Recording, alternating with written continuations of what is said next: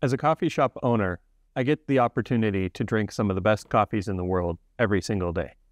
But what if I told you that my home brewing setup is not that different than yours? I don't have an espresso machine at home, and I don't use most of the toys that I have here in the shop on a daily basis. However, my standards for coffee haven't shifted from being able to drink the best coffee the best way possible. So in this video, I want to walk through what we do at home, what I've picked as my non-negotiables for my daily coffee brewing setup, and give you kind of an opportunity to see how accessible great coffee is in your home brewing setup as well.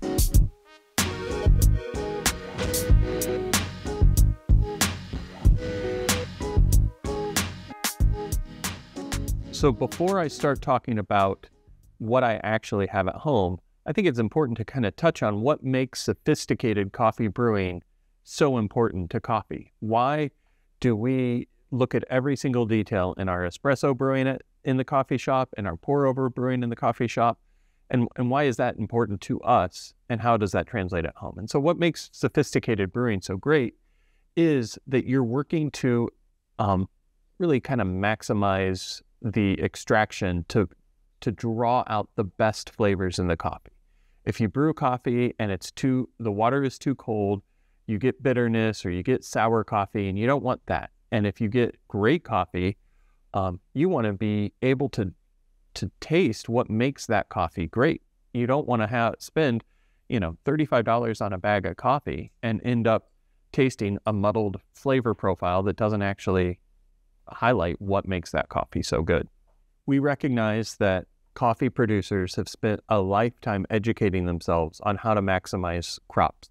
They've worked their whole lives to build farms that are able to protect their plants against coffee leaf rust, against coffee borer beetles, to be able to produce a great crop.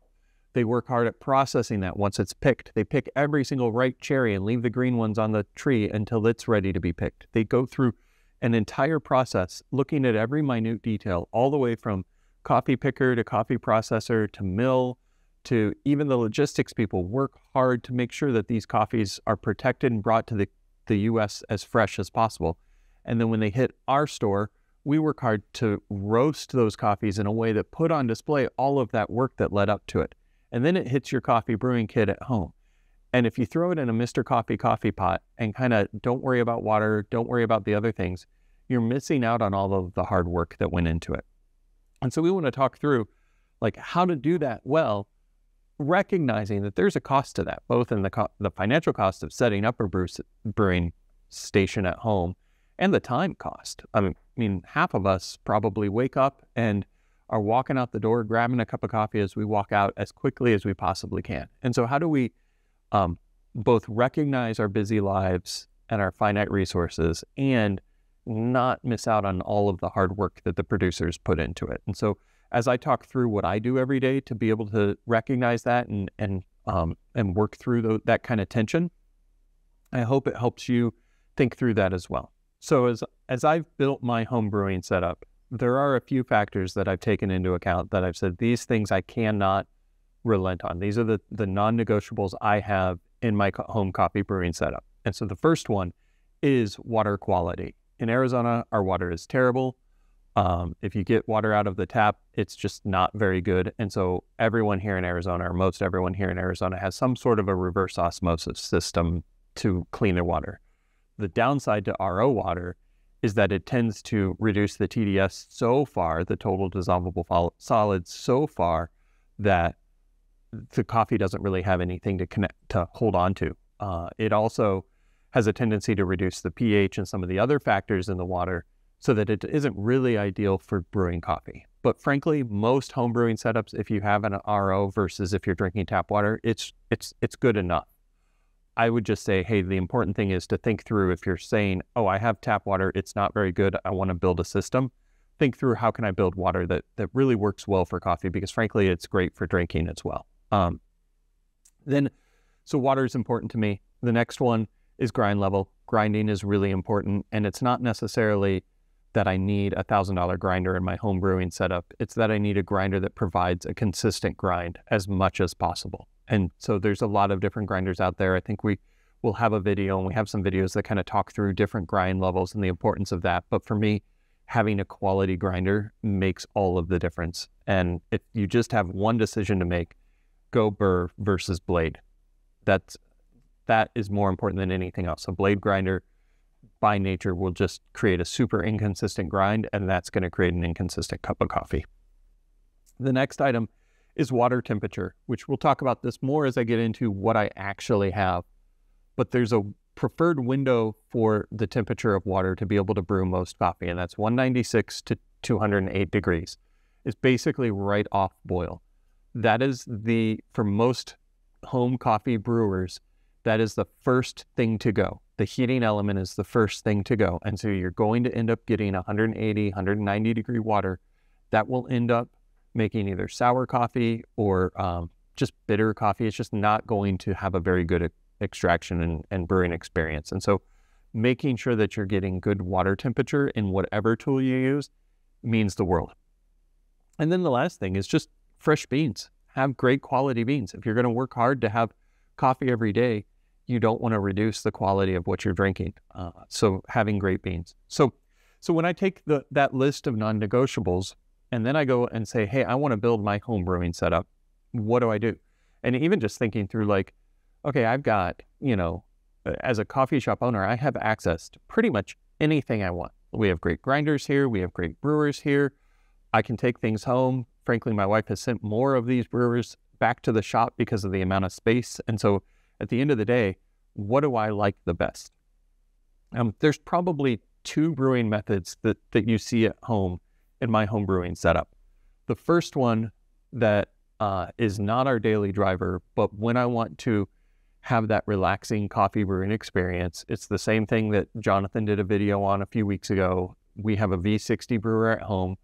We have a fellow EKG Stag brewer at home, and we brew a V60. If I'm on a Saturday and I just want to make a great cup of coffee and sit there on the back porch and enjoy a cup of coffee, that is my go-to every single day, or every single time.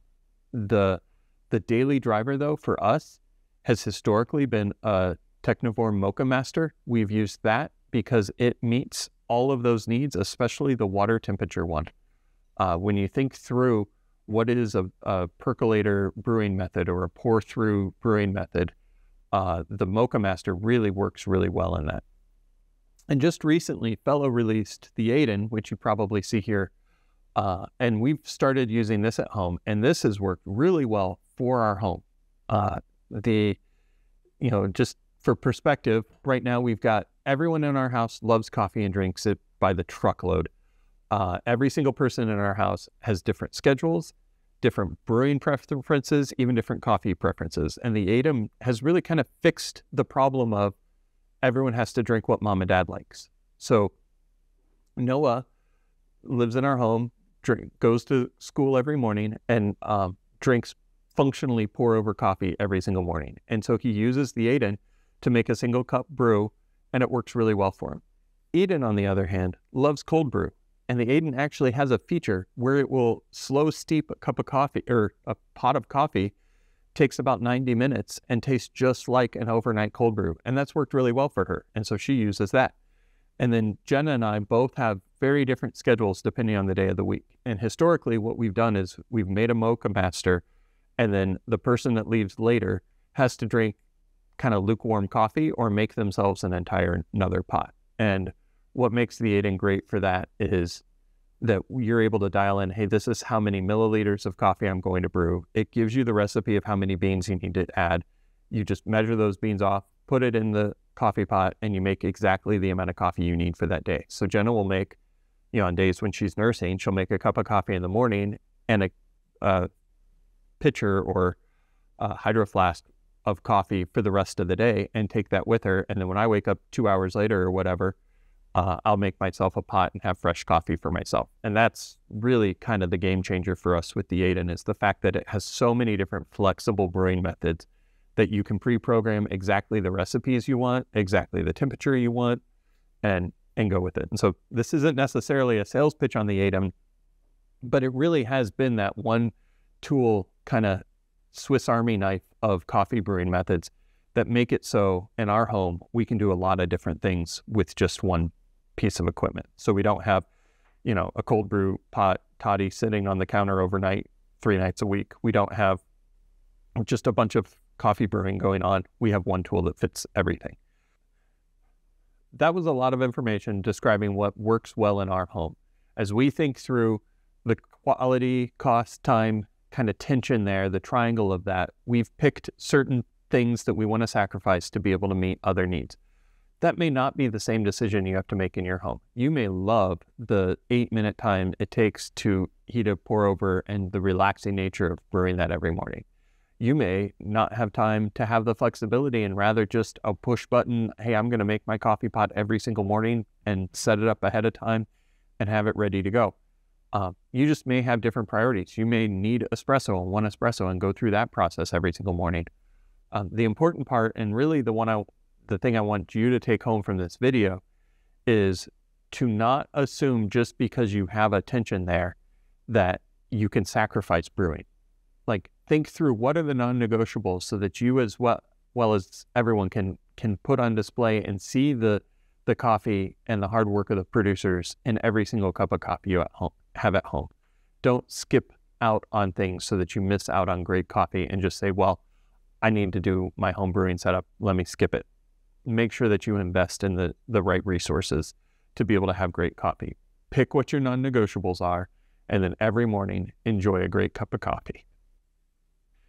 That was a lot of information about what we like to do as I've thought through how do I want to set up my home brewing kit? How do I want to be able to build out my bar and what we do on a daily basis?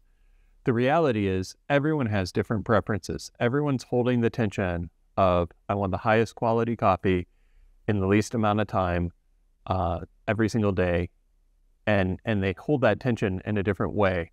And so thinking through how do you want to build your coffee bar is really kind of the point of this video, is encouraging you, just because you're not a coffee shop owner, just because you're not don't have access to all of the tools, doesn't mean that you can't have a great cup of coffee every single day. And so think through, how do I want to build a coffee brewing kit that caters to what I love the most about coffee and my coffee routine on a daily basis?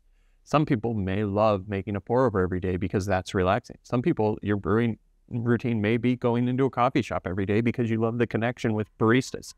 And some people may be like us, where you need to grab coffee the quickest you can so you can run out the door afterwards. And so think through those things and don't let yourself sacrifice on the details just because you have certain preferences. Hopefully this video gave you some insight into what we do, what you should do, what brewing tools are out there, and how to be able to just improve your daily driver for coffee. If you liked it, if you thought it was helpful, please like and subscribe to the channel. If you have questions, please comment. We're happy to respond to anything. If you have ideas of what you like, please add them to the comments. Let's have a conversation about this. But most importantly, drink great coffee because we love it too.